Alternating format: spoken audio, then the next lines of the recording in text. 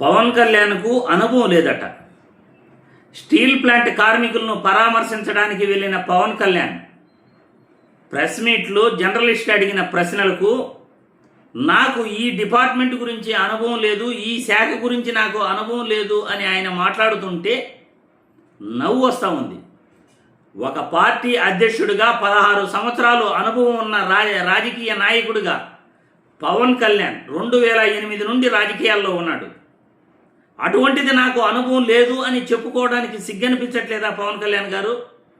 ఒక ఉప ముఖ్యమంత్రిగా పనిచేస్తున్నారు. ఉప ముఖ్యమంత్రి అంటే అన్ని శాఖలపై మీకు పట్టు ఉండాలి. కానీ నాకు అనుభవం లేదు అని మీరు ఎంత ఈజీగా చెప్పేస్తున్నారు.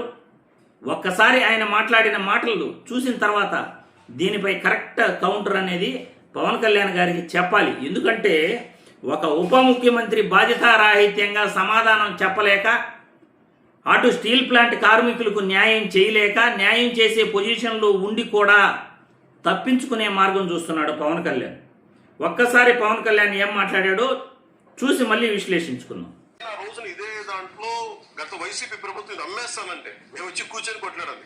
అది మీరు చూస్తే వెంటనే దాన్ని ఆ ప్రైవేటీకరణ కూడా ఆగి ఈ రోజు ఇక్కడికి వచ్చింది. మనమే 70 రైళ్లు అనుకుంటే మనకన్నా 70 రైళ్లు. Our Deepam, they have decided to disinvestment for 100%, to go for the selling of the unit, to privatize the unit 100%. But during that time, Andhra government, they have passed a resolution in the Andhra Assembly opposing this disinvestment decision. Sir, technical గా ఉన్న వాళ్ళని తగ్గించేసి administrators తో run చేస్తున్నారు. పని ఒత్తిడి నేను దీనికి సంబంధించి అనుభవం వ్యక్తిని కాదు.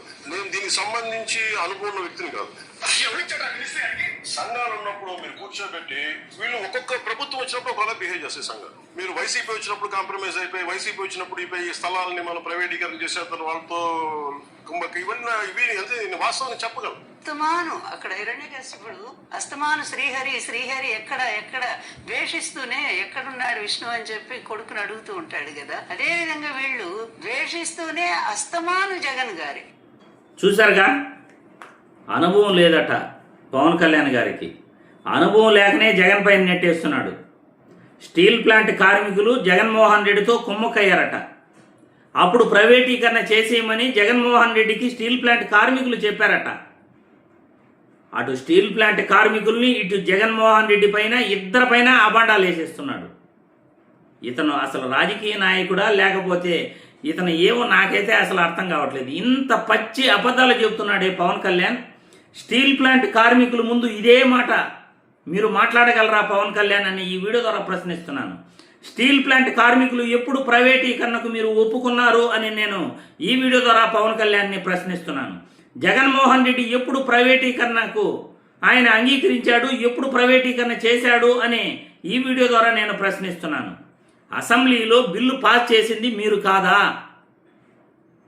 కేంద్ర ఉక్కు శాఖ మంత్రి కుమారస్వామి ఆయన మీరు బిల్లు పాస్ చేశారని ఆయన డైరెక్ట్గా చెప్తున్నాడు. ఒక మంత్రిగా, కేంద్ర మంత్రిగా ఏపీ అసెంబ్లీలో బిల్లు పాస్ చేశారని కేంద్ర మంత్రి చెబుతుంటే మీరు జగన్పై నెపం నెట్టేస్తున్నారు. విశాఖ ఉక్కును ప్రైవేటీకరణ చేసేసేయాలి అని చంద్రబాబు నాయుడు గారు కూడా ఆయన ప్రెస్ మీట్లో కూడా చెప్పడం జరిగింది. జర్నలిస్టుల పైన కోప్పట్టడం జరిగింది. అంతా మీరు అనుకున్నది అయిపోతుందా? మీ ఇష్టం వచ్చినట్లు ఆడేస్తారా? మాకు తెలియదా ఏం చేయాలో అని చంద్రబాబు నాయుడు గారు మాట్లాడిన మాటలు నేను వీడియో కూడా పెట్టాను.